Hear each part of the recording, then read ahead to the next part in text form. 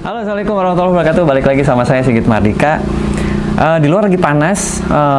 Saya lumayan keringetan nih. Barusan abis jemput si bungsu yang katanya sekolahnya lagi latihan tatap muka ya. Jadi seminggu paling sekali aja tatap muka.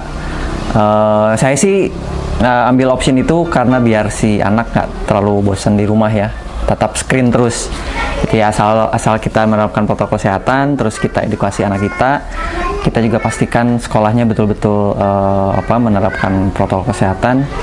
Saya pikir sih patut dicoba ya. Ya mudah-mudahan lah pandemi ini segera berakhir, segera membaik, jadi kita bisa beraktivitas normal, gitu ya. Nah, di tengah pandemi, di mana semua serba tidak pasti ya, mungkin yang punya usaha berasa banget ya impact-nya terhadap usahanya gara-gara pandemi ini. Kemudian yang kerja juga kadang ada yang cerita ke saya merasa terancam dengan perampingan dan lain-lain gitu ya. Mudah-mudahan kita semua kuat, kita semua sehat. Dan yang paling dirindukan di saat semua tidak pasti adalah ada satu notifikasi yang saya juga terus terang sangat saya rindukan, yaitu notifikasi mutasi masuk gitu ya. Jadi di tengah ketidakpastian dari panas-panas, saya ada satu notifikasi di HP nih yang buat saya surprise gitu ya. Saya juga kaget antara percaya dan enggak. Ternyata ada notifikasi mutasi masuk dari Google Asia Pasifik gitu ya. Setelah saya cek, itu adalah gaji pertama saya sebagai konten kreator gitu. Jadi saya seneng banget. Ya speechless ya, walaupun kalau dilihat nilainya nggak seberapa ya, cuman buat saya itu adalah pencapaian. Buat saya adalah sebuah bukti buat saya pribadi bahwa ketika kita melakukan sesuatu dengan tulus, ya tentunya akan ada hasil yang bisa kita raih gitu ya, seperti itu. Nah, saya nggak bakalan cerita berapanya karena saya malu ya, malu kecil banget. Tapi saya mau share apa yang saya rasakan. Jadi yang jelas saya senang banget, saya bahagia banget. Bahkan saya surprise ya, saya terkejut antara percaya atau enggak gitu ya, bahwa ternyata apa yang saya lakukan selama paling tidak setahun ini gitu ya, itu ada hasilnya yang real gitu ya, yang real. Tentu saja itu adalah salah satu bagian aja. Banyak bagian, contoh misalnya saya bisa ketemu banyak orang, saya bisa ketemu orang-orang yang menginspirasi gitu ya, karena saya punya channel YouTube. Itu menurut saya yang lebih priceless. Oke, yang ingin saya share adalah perjalanan saya di YouTube ya. Walaupun mungkin ini bukan apa-apa dan bukan siapa-siapa gitu ya. Tapi saya mau share. Jadi saya tuh bikin akun YouTube di tahun 2014. 2014 udah lama banget tuh ya. Waktu itu saya masih hobi, bukan masih ya. Sampai sekarang pun masih hobi sebenarnya di fotografi, cuman tidak seintens dulu. Di 2014 saya bikin channel, saya upload satu video, tapi tidak saya publish karena satu dan lain hal. Kemudian saya upload lagi tahun 2017 kalau nggak salah, 2017 itu tentang sepedaan. Jadi waktu itu saya pindah rumah, tadinya di Cikarang, saya pindah ke Jonggol, ke rumah ini. Kemudian saya ketemu komunitas sepeda baru yang salah satunya adalah hobi sama kamera, sama action cam, bikin videonya. Kemudian waktu itu niatnya, udah deh saya bantu upload gitu ya, kali aja banyak yang suka gitu. Tapi yang nggak banyak yang suka karena memang sekedar upload, yang nonton pun ya teman-teman sendiri gitu ya. Sampai akhirnya di tahun lalu, 2020 bulan Juni, itu saya mulai camping sama keluarga. Dan sebetulnya kalau ngomongin camping, seneng camping dari kapan ya? Dari dulu lah sebenarnya, dari zaman SMA. Pernah gitu ya, pernah camping sama teman-teman, zaman kuliah juga pernah camping. Nah, di 2020 tahun lalu itu saya camping bareng keluarga. Saya waktu itu masih pakai tenda dom merek Array yang diisi kami berlima ya, otomatis kami kesempitan dan nggak bisa sholat di dalam. Di situ saya berpikir, wah, karena camping mengasihkan ya bawa keluarga, akhirnya saya berpikir untuk pengen upgrade tenda apa sih yang proper buat family gitu ya. Dan yang saya cari adalah yang bisa sholat di dalam, artinya tinggi gitu ya. Dari situlah mulai cari informasi. Ternyata agak susah.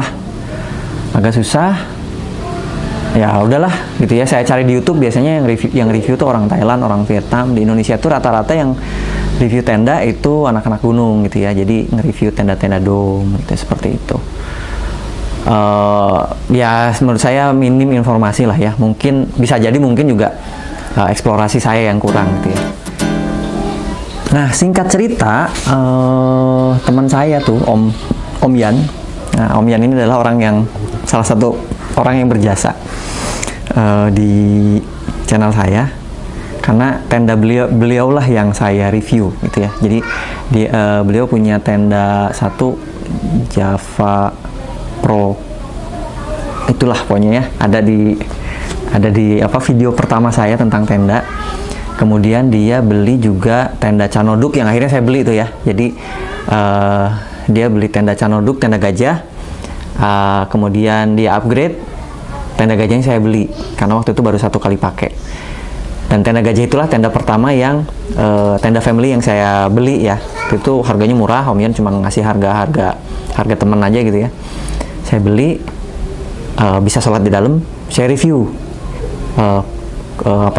kelebihan dan kekurangannya yang saya rasakan ya. Jadi semua video review tenda yang saya bikin itu sangat subjektif. Jadi apa yang saya rasakan gitu ya. Jadi di sini disclaimer-nya bahwa saya bukan seorang expert, saya bukan seorang yang mengerti betul tentang apa itu tenda, tapi saya punya knowledge basic tentang kain karena itu berhubungan dengan background pendidikan saya gitu ya. Itu pun sedikit. Kemudian yang kedua ya, saya secara praktis menceritakan user experience, apa yang saya rasakan menggunakan tenda itu. Jadi sangat subjektif. Makanya banyak yang misalnya ada yang mendebat, ada yang ngasih masukan, saya sangat welcome untuk tetap saya respon gitu ya, karena itu masukan buat saya. Nah, dari 2020 akhirnya responnya alhamdulillah berangsur bagus ya responnya, artinya ada yang nanya, ada yang berkomentar, ada yang memberikan masukan. Menurut saya itu respon yang bagus.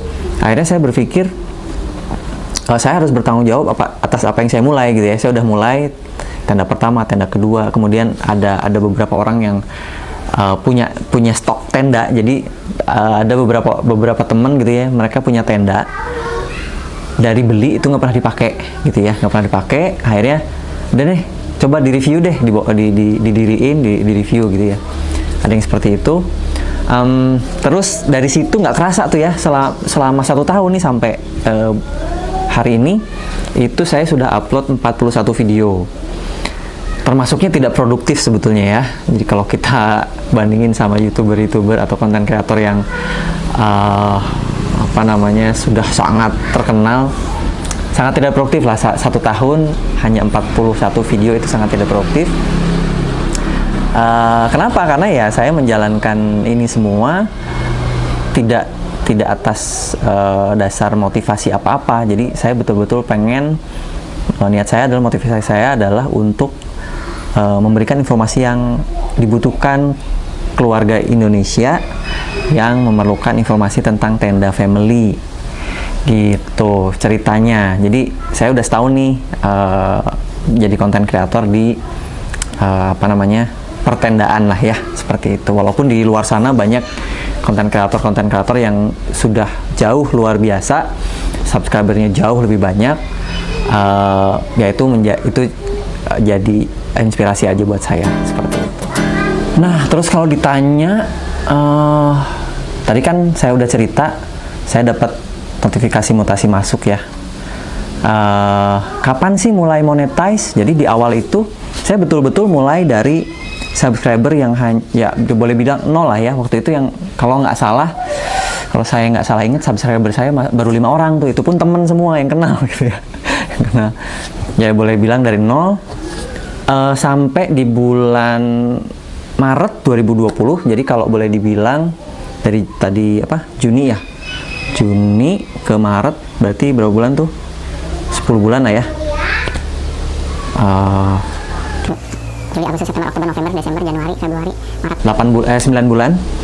9 bulan itu akhirnya saya mencapai threshold yang ditentukan oleh YouTube, yaitu untuk bisa monetize itu minimal punya 1000 subscriber dan 4000 watch time gitu ya.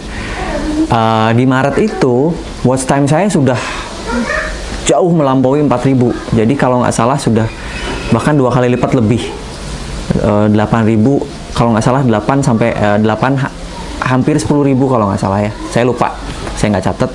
Tapi subscriber saya memang agak lambat gitu ya. Jadi view dulu yang banyak, subscribernya dikit. Itu terbukti dengan sampai sekarang pun. Jadi saya subscriber itu sudah 2.600 ya, jumlah yang sangat sedikit. Kemudian tapi viewernya udah 425.000. Dan kalau saya lihat di analyticalnya, di atas 90% yang nonton channel saya itu belum berkenan subscribe. Nggak apa-apa, itu jadi motivasi saya untuk memperbaiki kualitas videonya, mungkin seperti itu. Nah, mungkin ada teman-teman yang bertanya, gimana sih caranya, gimana sih bisa mencapai itu semua? Saya bukan orang yang tepat untuk menjawab itu ya. Saya hanya mempraktekkan beberapa boleh saya bilang guru online ya, yang bahkan saya pun tidak pernah ngobrol sama mereka. Jadi saya cuma nonton channel mereka, nonton video mereka, bagaimana caranya mengoptimize channel kita. Ya, salah satu yang jadi kiblat saya adalah Dan Jesse ya. Itu enak lah dia jelasinnya enak. Plus saya juga cari cara atau cari metode-metode optimizing YouTube dari channel lain, tapi kebanyakan saya ambil dari channelnya Dan Jesse. Nah, teman-teman bisa cek ke sana kalau misalnya penasaran. Tapi di sini yang mau saya tekankan adalah saya sih, ini buat saya sendiri ya, mungkin bisa dipakai prinsipnya atau tidak. Buat saya sendiri, saya tidak menjadikan monetisasi menjadi tujuan utama saya membuat konten. Itu tidak menjadi tujuan utama saya. Kenapa? Karena satu, kecil banget dan kita akan kecewa, kita akan demotivasi kalau kita lihat angkanya, kemudian kita tahu betapa susahnya mencapai 1000 subscriber dengan 4000 watch time. Rasanya kalau kita tujuannya hanya ke angka tersebut, itu kita akan kecewa lah. Effort yang kita keluarkan itu jauh banget lebih tinggi, lebih banyak dibanding hasil yang kita dapat. Makanya saya set mindset saya bahwa saya bikin channel ini ya untuk memberi informasi yang proper untuk teman-teman di sana, sesama keluarga Indonesia gitu ya, yang ingin cari informasi tentang tenda keluarga atau kegiatan-kegiatan outdoor yang bisa dilakukan bersama keluarga. Itu aja. Ternyata saya merasa senang sekali, merasa bahagia ketika saya men-set target bukan di monetisasinya.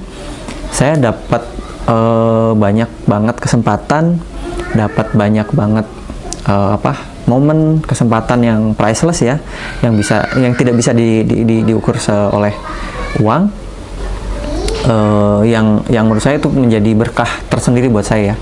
Ketemu banyak orang yang tadinya tidak kenal jadi kenal, kemudian ketemu orang-orang yang support, ketemu orang-orang yang menyampaikan ekspresinya terhadap video-video saya. Itu menurut saya adalah hadiah paling manis ya menurut saya gitu ya. Jadi saya menganggap monetisasi yang sudah berjalan, yang baru berjalan ini menurut saya adalah sebagai sebuah bonus aja gitu ya.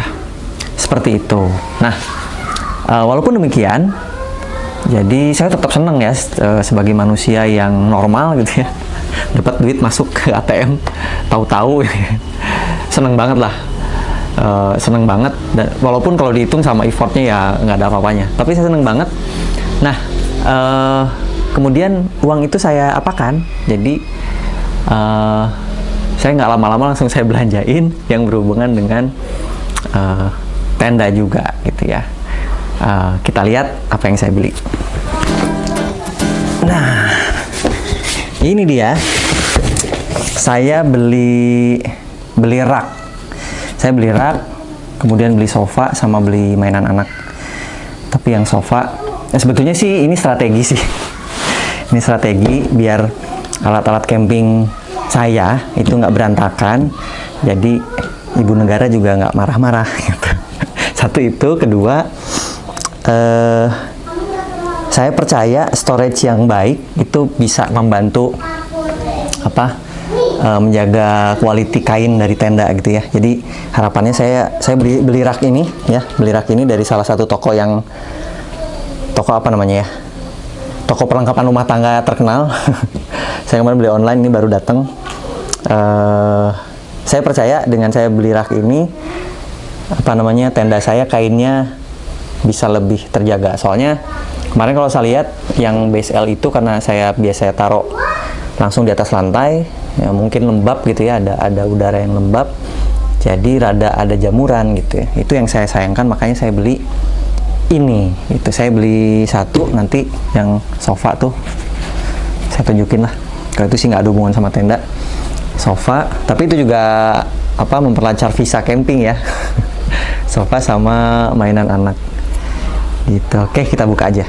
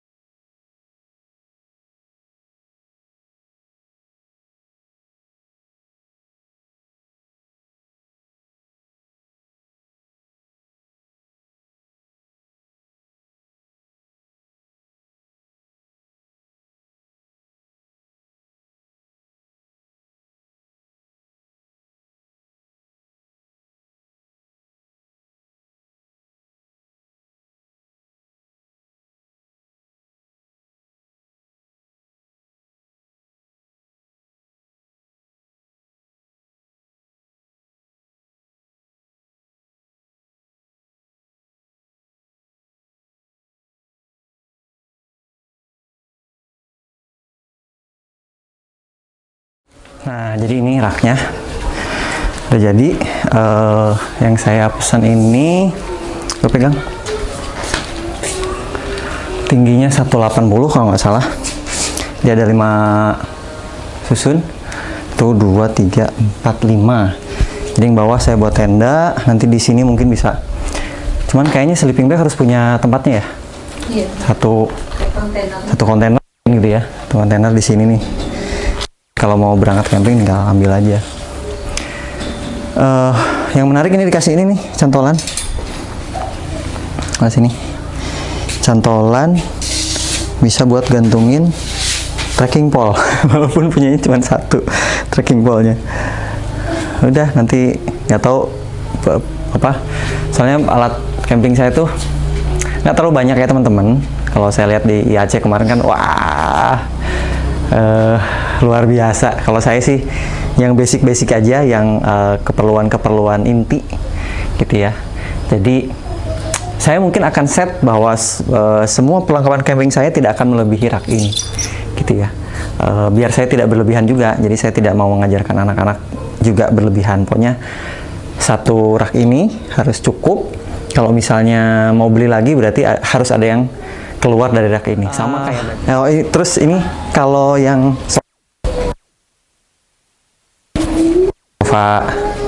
sofa biasa, sama kemarin beli hadiah buat si bungsu yang agak telat dari ulang tahunnya ya. Ya maklum lah, bapaknya kerjanya serabutan.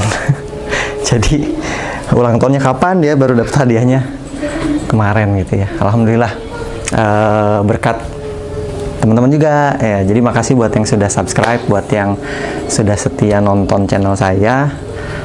Alhamdulillah bisa memberi keberkahan buat saya. Mudah-mudahan saya bisa terus semangat buat berkarya, membuat konten sehingga bisa dinikmati oleh teman-teman semua. Sampai di sini dulu videonya. Mudah-mudahan video ini bermanfaat, menginspirasi, memotivasi teman-teman yang baru mulai menjadi konten kreator. Terima kasih. Jika ada yang mau ditanyakan, silahkan komen di bawah. Buat yang belum subscribe, silahkan subscribe. Buat yang suka dengan video ini, silahkan pencet jempolnya ke atas. Jangan lupa nyalakan lonceng notifikasinya. Terima kasih. Assalamualaikum warahmatullahi wabarakatuh.